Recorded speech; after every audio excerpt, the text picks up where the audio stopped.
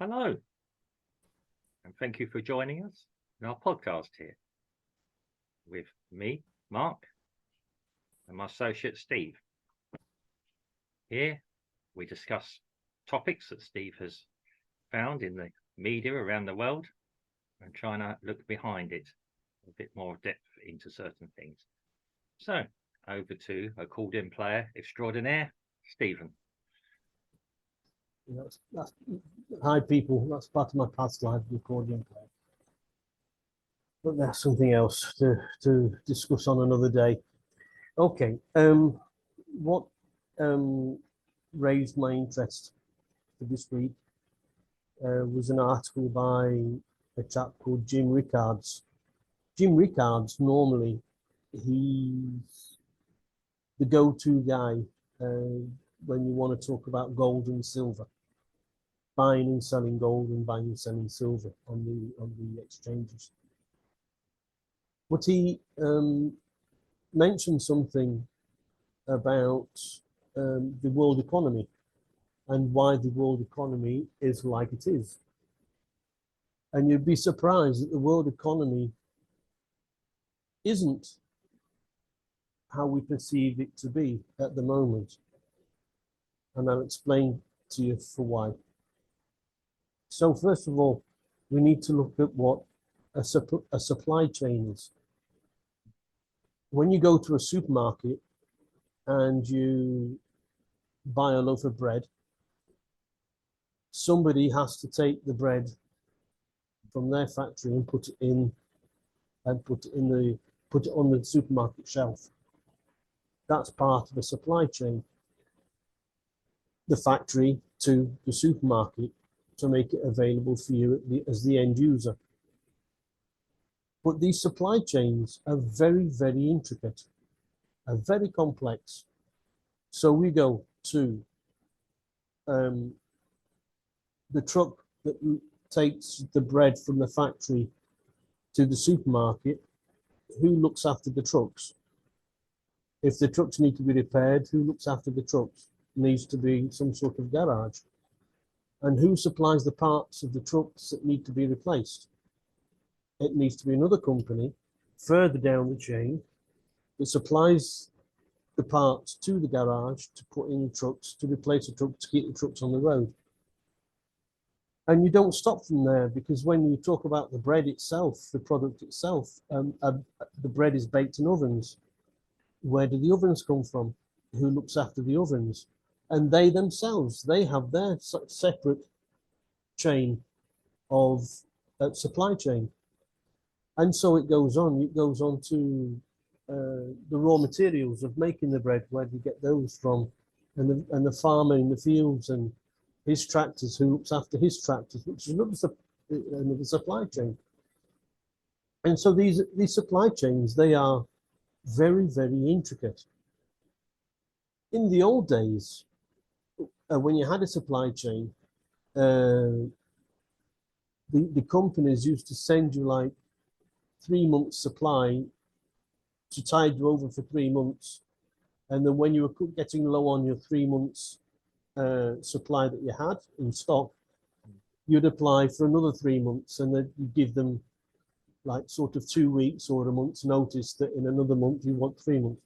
That is the old way of doing things, where companies, they used to have an awful lot of space to store the 3 months supply of goods that they need to produce their part of this supply chain. And so they have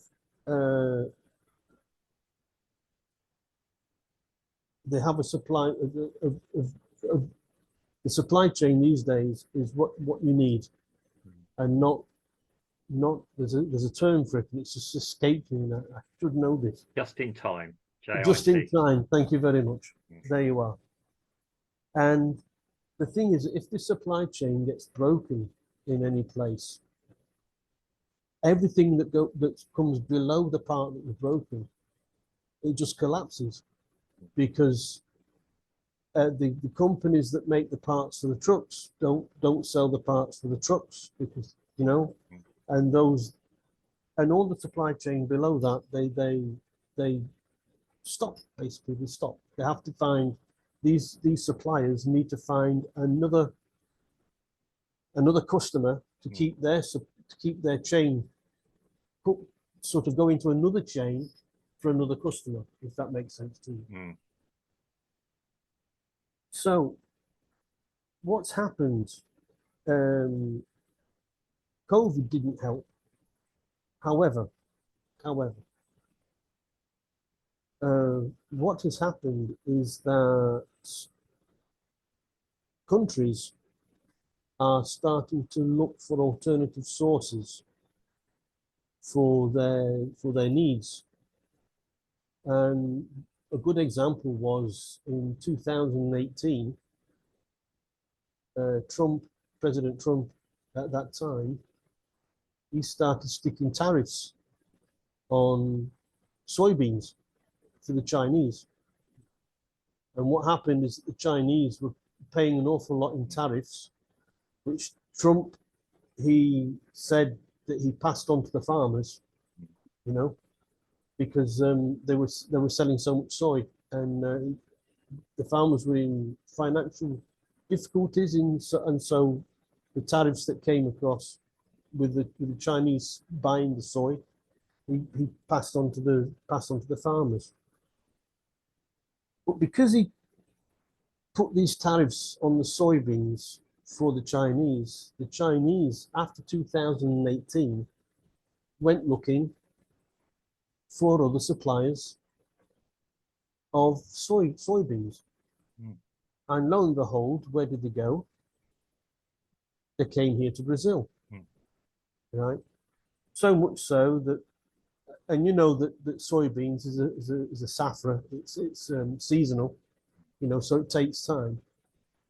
So basically, in 2021, Brazil had their largest ever exportation of soybeans, principally because China decided to buy the beans from Brazil and not from the US. So this creates two problems, right? One is, as there is not so much demand in the US, the supply chains start to crumble, because going all the way down the supply chain, as it's a just in time, everything needs to slow down, you know, because the demand at the end is just not there.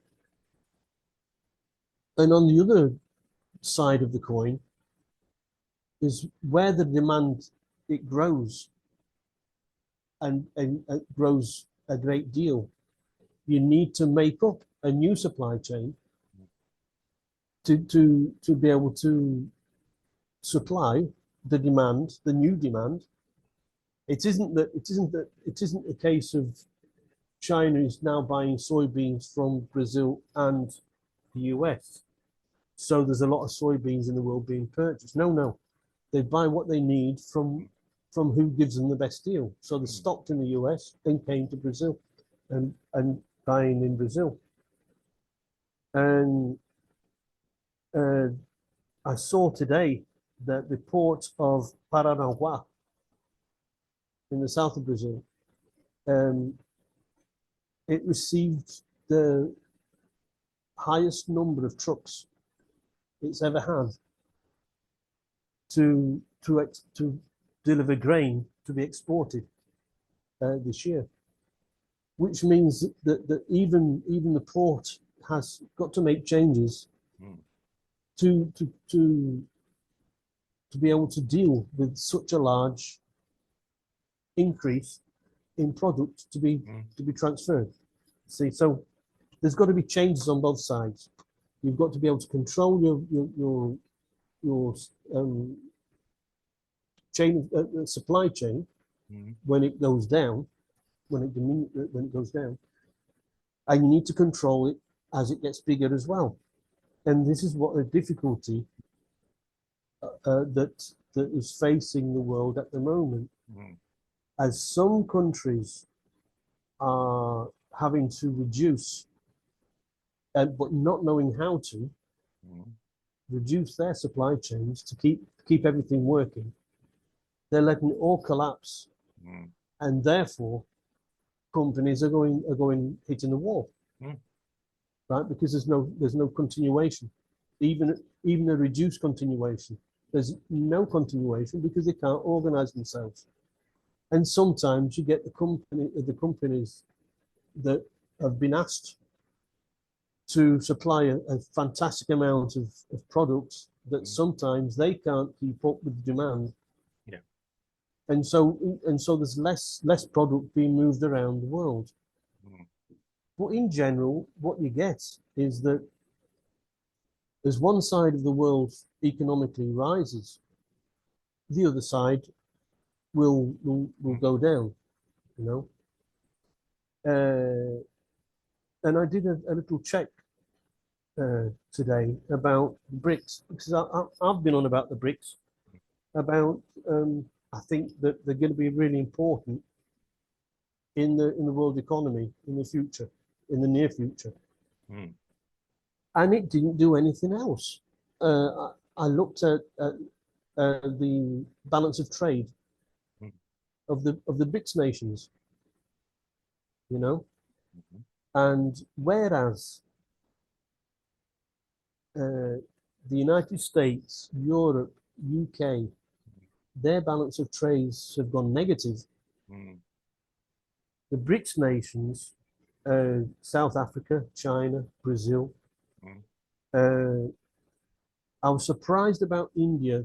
India was the only country of the BRICS nations that had a negative balance of trade.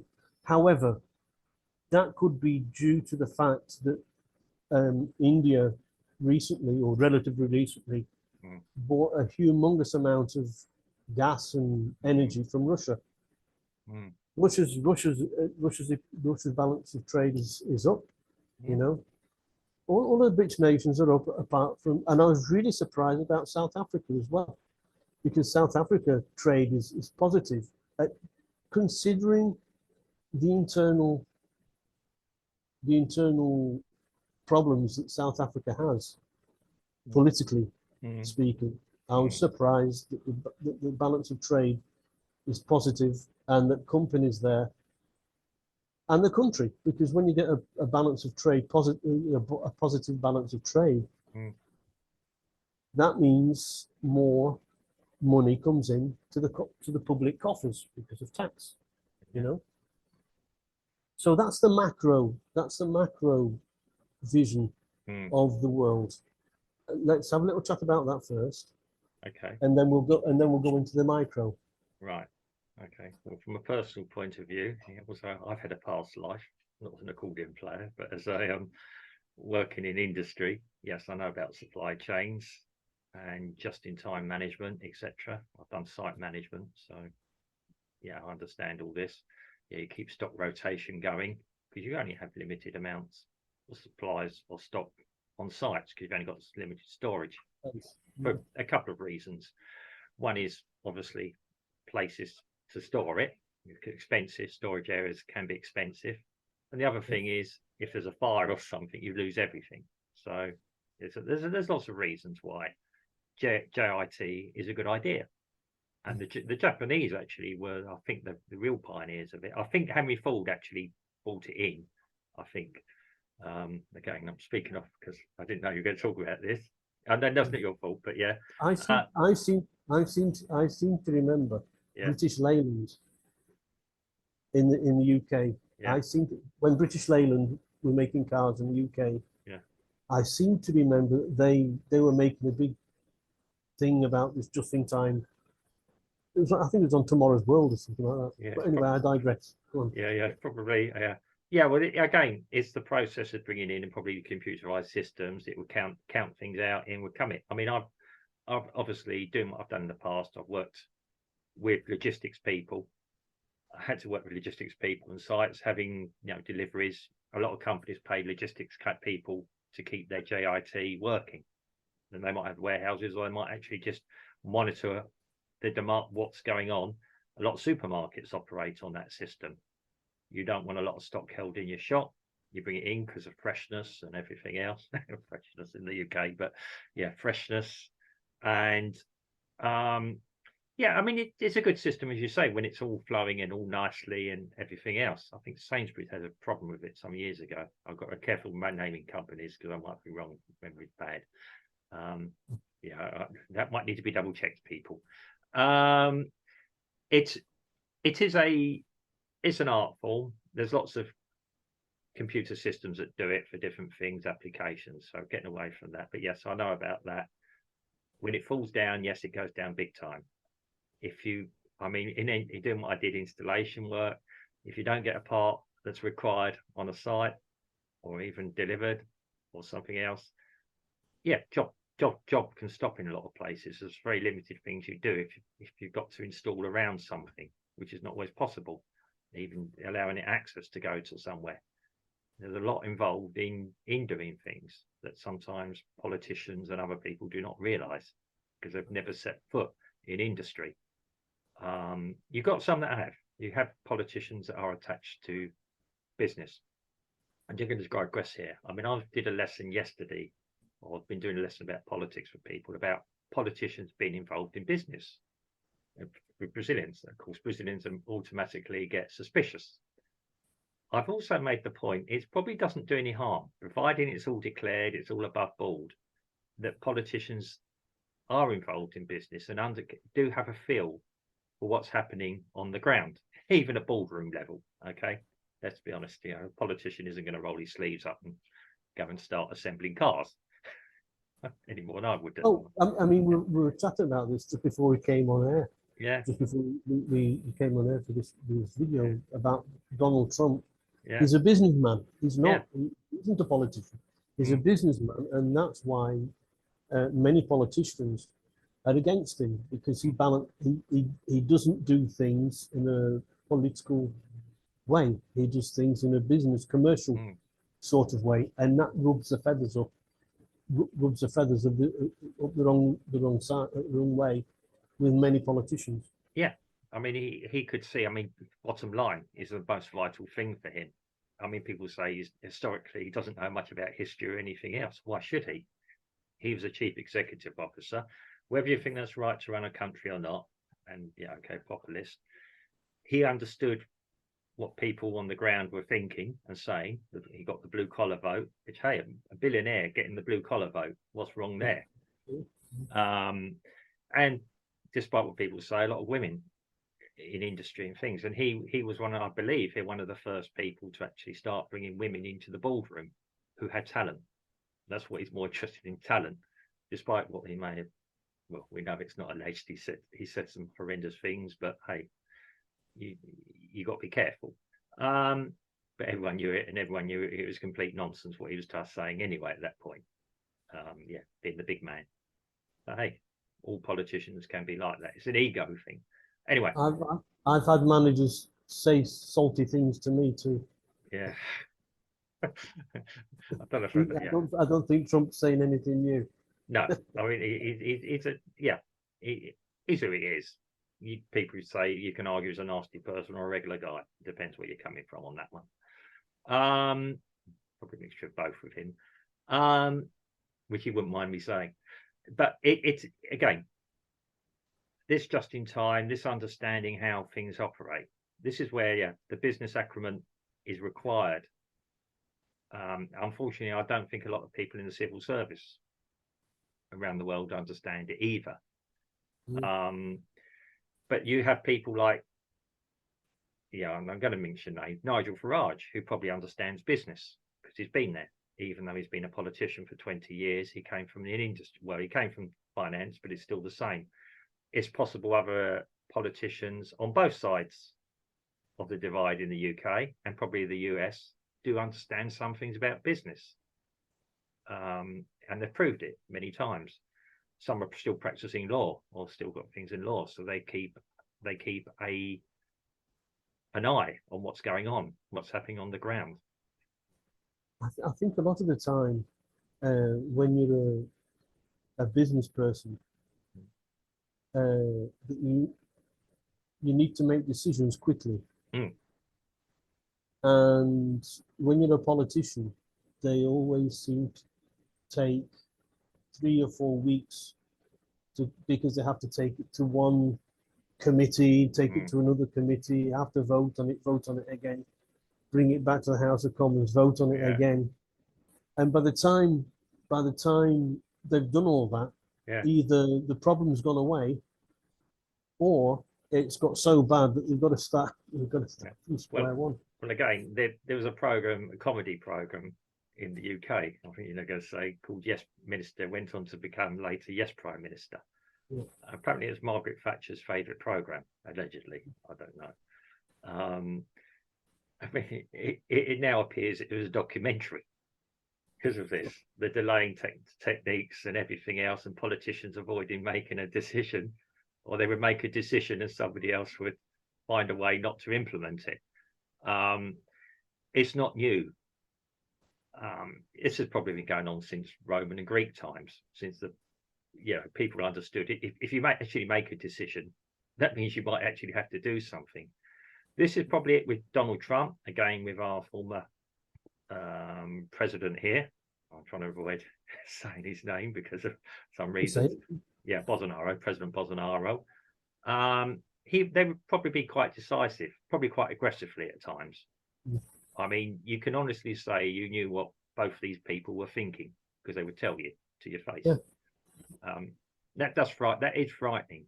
I mean, there was always an expression I grew up with: an honest politician isn't any use to anyone.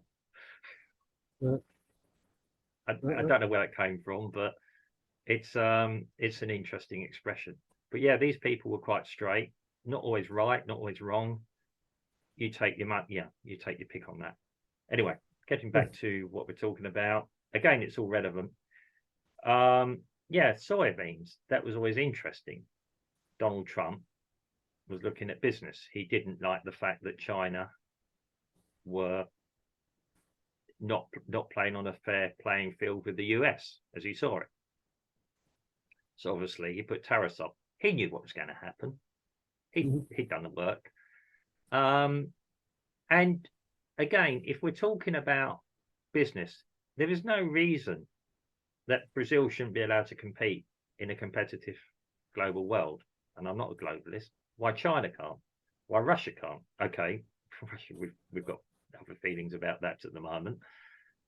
The Europeans have had this nice cozy thing called the European Union for years, trading amongst themselves. Them trading as a bloc. Okay, you've got German companies and other Spanish-owned companies in Brazil, but they had to do it within the guidelines of the EU, supposedly. Well, I was going to come on to that. That would be my micro economy, the microeconomies. The UK, we had Brexit, a vote for Brexit. The British population, you can argue the figures and what is relevant, instructed or informed the political establishment what they desired. And it was that the UK leave the European Union. We're now arguing what leave actually means. That's another thing for another day. That's another story about but the relationship between the UK and the EU. The UK had an opportunity to break away, find new trading partners, which it was trying to do, from what I understand, including Brazil, including probably the US to a certain point, a degree, including lesser countries, but it's still money coming in. Yes, it wasn't going to be the nice cozy relationships of trading between our near neighbours. And again, it could have been competitive, or it should be competitive. If Brazil has something that the UK leads, be it technology, and Brazil. Well, let's open that up a little bit. Here we go. Like I said, the US, the EU, the UK have all got a deficit in the balance in the balance of trade. Why have they got this deficit? And it's simply because they don't realize or they don't want to realize or seem to realize that business is very much like the sea. Mm. It ebbs and flows, ebbs and flows. It comes in, goes out again, comes in, goes out again. So when places like the EU did well in the world markets, in the world economic markets, they had a certain amount of money coming into the coffers of the government. Mm. You know, in each of the individual countries, so much so, and the EU, this organization that decided to govern over the member states. Mm. But they are never willing to cut when you've got when the cows are thin, when the cattle is not as fat as it used to be. Mm. And so they know how to web, Mm. but they don't know how to flow. Yeah. Or they're not willing to flow, or they're not, you know, or they don't realize that the tide's going out. Mm. And they themselves have to make adjustments and limit how they are spending what's coming in. Mm. You know, this is what helps being an accordion player, because it comes out, it comes in again, it comes out, it comes in again. Yeah. Right. So, and the UK is the same thing. Yeah. You know, it's struggling. The people are struggling to find new markets. They want new markets, but they don't seem to be able to accrue them. They don't seem to be able to find them quickly. They need to reestablish the supply chain, because much of the supply chain has gone because of COVID, and also because of sanctions against Russia, which has made energy become another price, you know. And so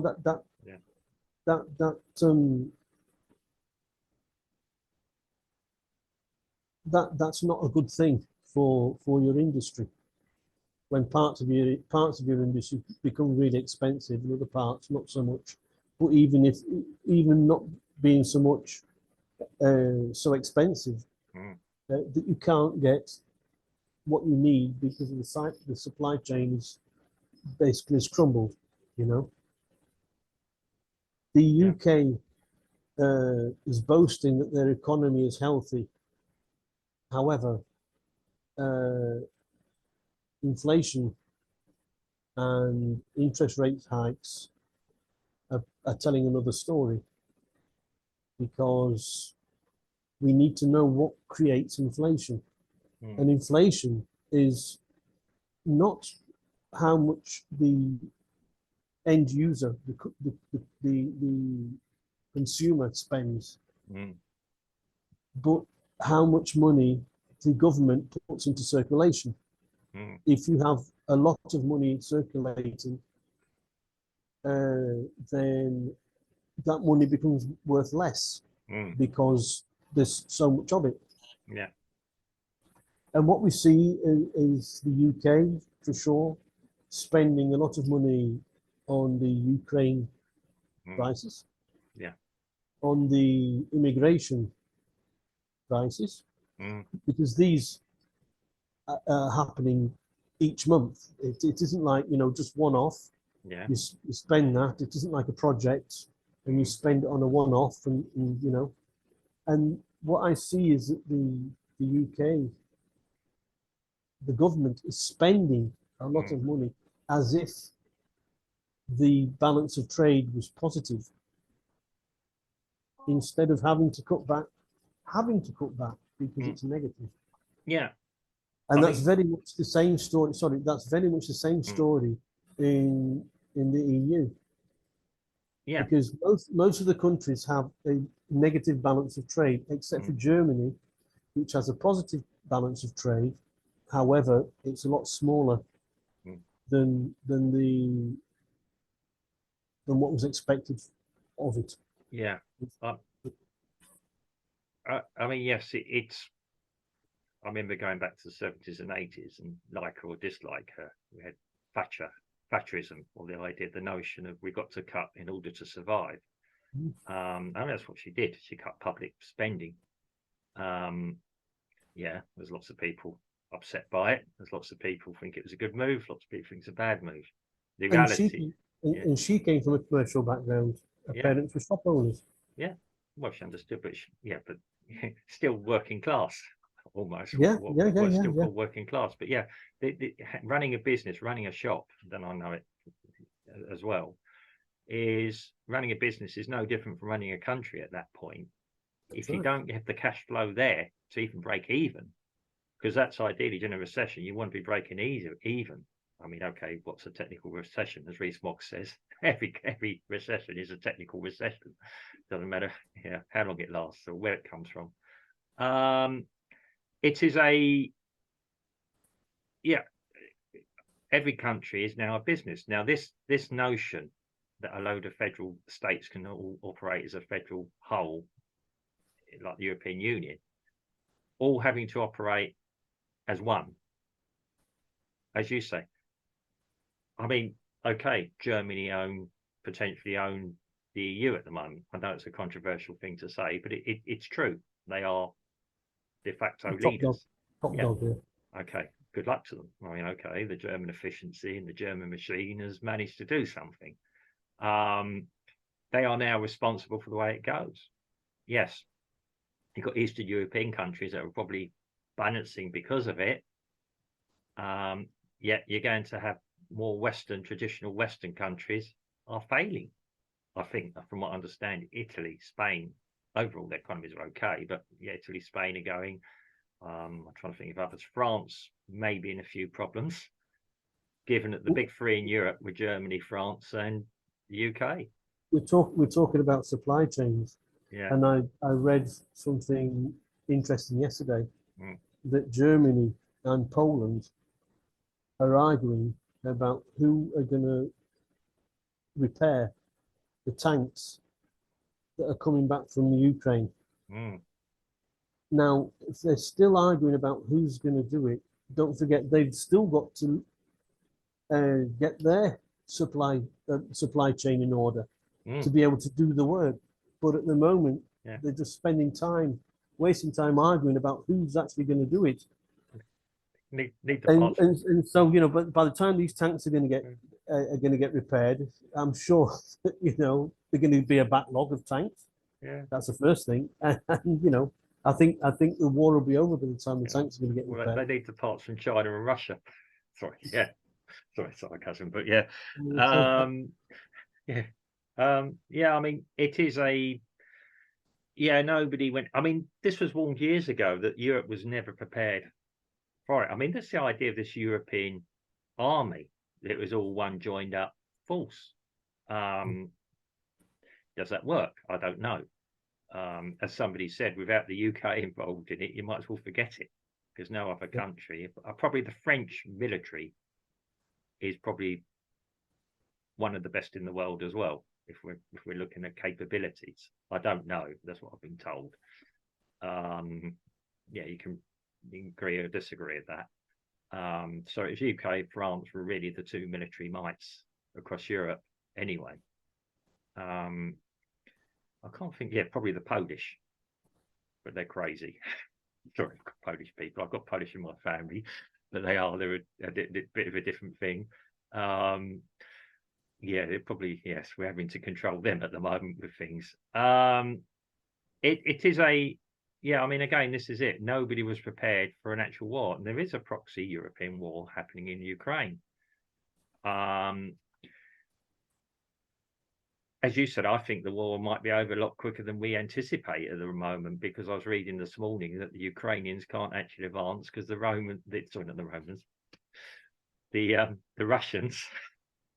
have mined just about everything now to protect their lands. They're not stupid. I mean, the Russians are actually quite good at defeat and sure guarding themselves against it to do a counter-offensive themselves. they've had they've had 1,000 years of experience of doing that. It is we get back to its supply. The economies are not crashing just yet, but yes, there is a recession. It was meant to be in place by now. It hasn't happened. Now, why hasn't the recession happened when we were told it was going to? Does that mean it's hidden, or does that mean? I think you've hit the nail on the head there. Yeah. It hasn't happened because people have been saying it hasn't happened. Yeah. But when you go to the States and see the number of people who are now living on the streets, from say, I don't know, 2, 3, 4 years ago, a lot of people have been hitting the. I saw one report of a guy he still is, he's renting out motorhomes, and he rent out these motorhomes, which to me seem really expensive. What he's rent, how much he's charging, and then when he gets enough money, he buys another motorhome and sticks that onto the parking car park, and rents out another motorhome. People can't get mortgages, or they're foreclosed, and that's right. You've got to go somewhere. Yeah, I mean, it's like us here. We effectively live month to month, and that's what I explained to people in the UK who are struggling. I said, well, it should be me at the moment. Yeah. At least we have the good weather. Yeah, I can go live outside and be warm. That's right. My wife didn't. Stone's throw from the beach. Yeah, exactly. I'm not complaining. Yeah. No. Anyway, we're getting close to our time. So just to really end, we don't want to be miserable or anything else in these podcasts. We try not to be. No, listen, Mark. Like I said, what I've been seeing are that traditionally a lot of African countries with positive balance of trade doesn't mean to say that they're rich. No. It just means to say that their economy is positive. Yeah, and so there are an awful lot of countries in the world where the economy is positive. Yeah. Just because the major countries, what were considered to be the major countries of the world, are negative, doesn't mean to say that the whole world is the sky is going to fall in. Yeah, I mean, it just means that these major countries, are going to have to make the changes. Well, they're going to have to become more efficient.